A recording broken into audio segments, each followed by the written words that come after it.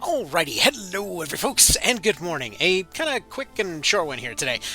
There's a question you see every now and then, which is why is it that Tactics Ogre has always had this issue with reviews? Like, it's always kind of had this thing where upon launch it had issues with its reviews, over time it had issues with its reviews, and then eventually, like, it ultimately ends up balancing out to like a 9 out of 10, give or take. I think like the PSP version has constantly bounced between like an 8 or 9 out of 10.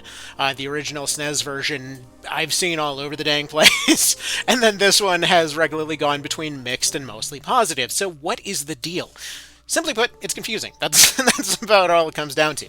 The thing is, the entirety of Tactics Ogre in general is a very detailed experience, but it's the nuance behind all of it typically tends to get lost if somebody's expecting something else. And that's the thing. In many cases, it's one of those classics whose legacy kind of ends up hurting it in a way.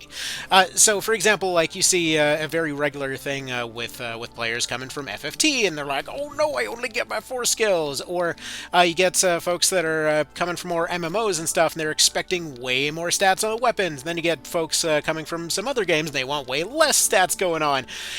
Basically, if somebody comes in expecting something else other than something unique, they're typically going to end up bouncing off and then coming back. This is why we keep constantly seeing the bouncing back and forth between reviews, because folks coming in and bouncing off this game, leaving a pissed off review, coming back and amending their review has been a regular thing for basically every version for years now. It's just kind of the process. I mean, just look at the introduction to this thing and kind of how it all ends up going. Like, right from the very start, we're talking about a situation where it seems like this is just going to be a fairly straightforward thing. The first chapter is more or less a line with one decision. And many people that are coming in and only play it once will only see that one decision and think there's only the 2 branches, and then not see how, potentially how some of the other stuff might have longer term consequences down the road. In many cases, I feel like it's pretty good if you're recommending this game to somebody to mention the fact that it's very kind of granular in terms of adapting to the little things that you've said along the way. Because I feel like that's the detail that's lost on many folks, that the actual like little stuff actually matters this time around, which is pretty unusual for games of this type. Usually a lot of the stuff will be throwaway stuff. I mean, recently, I forget if the video is actually out yet. But Warren Report was going through and trying to do 100% events and do a guide for 100% events.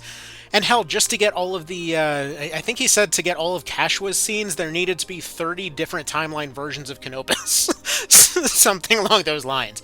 So, while in many ways it seems like a direct line or whatever else, or little changes here or there, in many cases those little changes, those like one line of dialogue potentially completely swerving something else in a different direction, typically does not get seen if somebody's only coming in and playing it once. It specifically appeals to those folks that will replay a game over and over and over, because they're stubborn bastards that will get their $30 damn worth of entertainment over the course of the next decade or two. So, those of us that kept going back and like, I wonder what's going on there, and then, trying something different and doing challenge runs and whatever else, for those kinds of people, like, there's typically a lot of crossover, you'll notice, between like Tactics Ogre players and Armored Core players and Resident Evil players. Like, it's always going to be the people that go back and appreciate the details that are really going to appreciate this stuff in the long term and appreciate all those little details that changed. Again, to use another similar example to this, like, look what happened with Resident Evil 3, where a lot of folks got really, really mad at that one for being shorter than many of the other ones, and then over time it gained a cult classic status because people started realizing, like, oh shoot, this is totally different every time that I play through, Whereas, many of the ones that only tried it once might have potentially not liked it as much. But that's exactly what's going on with this game. The more you revisit it, the more details you see, the more that you have there. It is overwhelming by design, where you're not really meant to know what the hell is going on. In many ways, it's kind of designed like a lot of older classic movies and whatnot, where like, realistically, when you were kids or whatever else, and somebody made the mistake of showing you Godfather or something like that, did you have any freaking clue what was going on there? I had, like, my brother was trying to show me how good Reservoir Dogs was when we were growing up, and I had no clue what the hell I was looking at. Like, I don't understand what the nuance of any of this is. There's just dude dying in a car. I don't, why is this important? And upon rewatching it, like, oh, you see all these details over here. There's betrayals that they don't even bring up. Who the traitor was is something that they're not really going to spell out. Like, there's all of those little nuances over and over, and it's how classic movies were designed, and it's how this game's designed as well, where a lot of things are just not what they seem, and that's the fun. That fun in discovery, that, like, discovering the different scenes, discovering the different outcomes. Even just using stupid party layouts and seeing the dumb situations that it leads you into.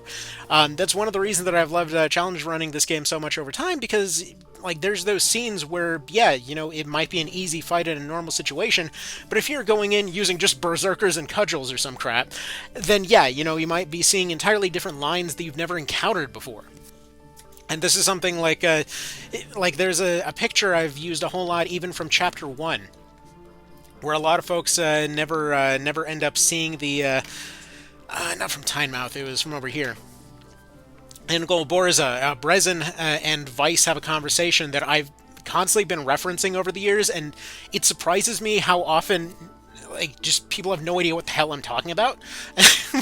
where the reason that the Stubborn Wretch Challenge that I was pitching for this game is called the Stubborn Wretch Challenge is because of that line in this conversation here, where basically the guy is just refusing to die and he's on lower health, and Vice comes in, "Stubborn Wretch, what's it take to kill you?" Like, there's all of these little bits and pieces that, again, just kind of give you more and more and more every time you go through. So if somebody comes in and they're expecting everything to be laid out in front of them, or if they're expecting it to be a completely different game, again, you can keep watching those reviews and you'll see exactly what I'm talking about here. Over time, you'll see they'll keep dipping as soon as new sales come in, and then a little bit after that, you'll see them get curious and come back and, like, oh, what did I see? Somebody told me there was this over here, or I wonder if this detail was different over here. I wonder if something changes if I just... And then as soon as they come back, that initial overwhelmingness wears off, that curiosity kicks in, that's when you start seeing that wave of positive reviews suddenly coming in. Looking through the positive reviews, there's a lot of cases you'll see stuff amended for that exact reason. So I just thought I'd go ahead and explain that real quick for those that didn't know, and yeah, y'all have yourselves a good one. Take care.